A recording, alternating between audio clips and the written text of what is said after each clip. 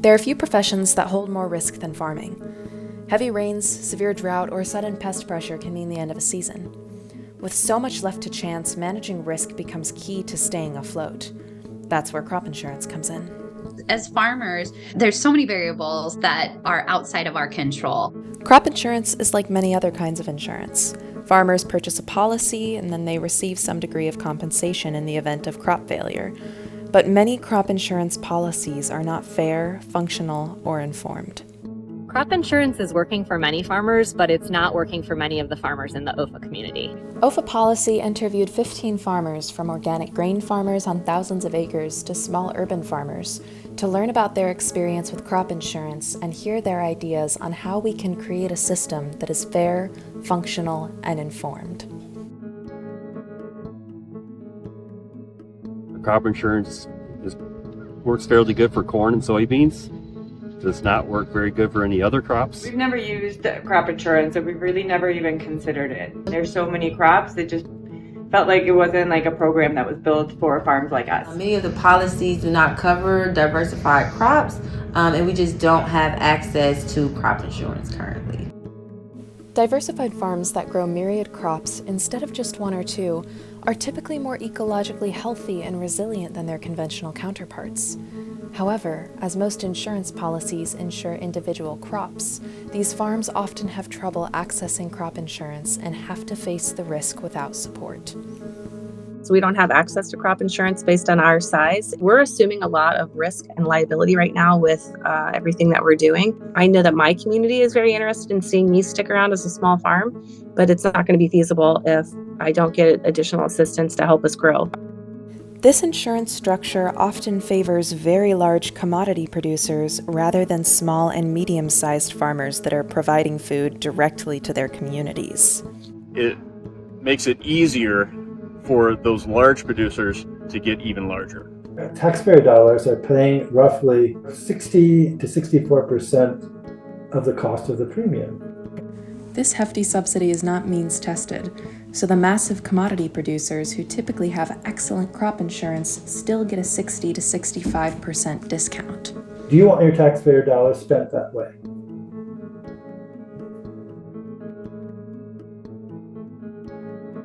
For crop insurance, they have a date that they want you to get your crop planted by, because they say if you have your crop planted by this date, then you are likely to have good yields. These planting dates, established by the Risk Management Agency of the USDA, are often tailored to the practices of conventional farms, which are able to plant their seeds earlier thanks to fungicides that protect against disease.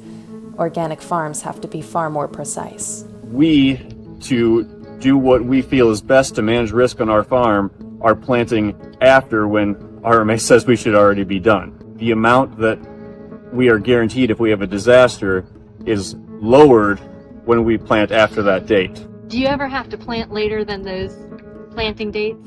Oh, all the time. Crop insurance is also challenging for conventional farms that are transitioning to organic.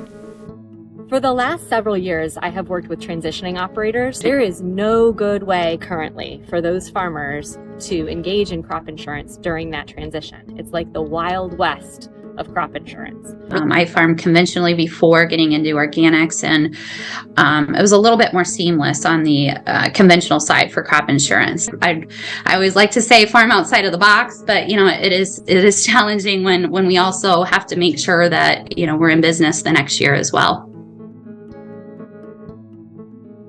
Now, do you all currently use crop insurance? No, we do not. Okay. And can you say a little bit more about that? Why would that be? Don't know a whole lot about the crop insurance, whether I even produce enough to be able to utilize that.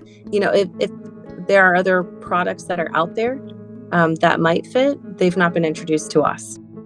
Despite the many difficulties of crop insurance, there is a policy that can provide insurance to many small and diverse farmers: whole farm revenue protection.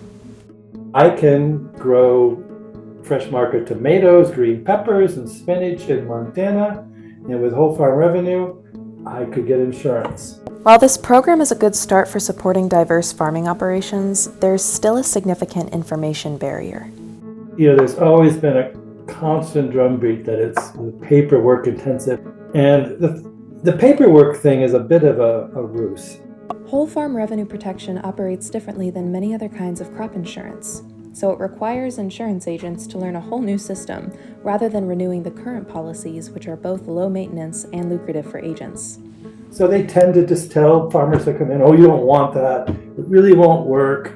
You'll, have too much paperwork, blah, blah, blah, and so they're not motivated to sell it. These crop insurance challenges create more barriers for small, diverse, organic, and beginning farmers to feed their communities.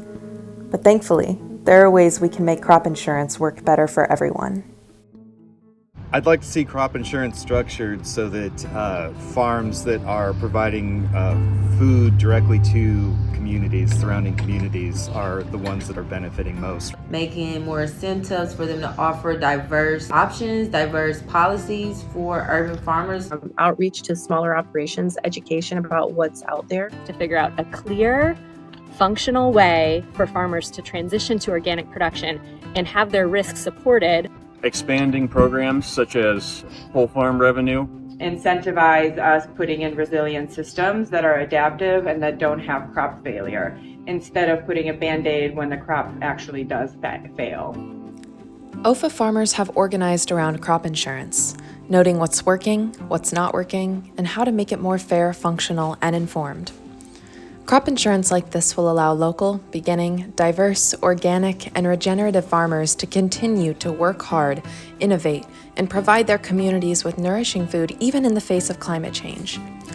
To learn more, you can find OEFFA's crop insurance priorities under the Market Fairness section of the website on the screen. To spread awareness, like and share this video. To help create a crop insurance system that works better for everyone, email policy@oeffa.org.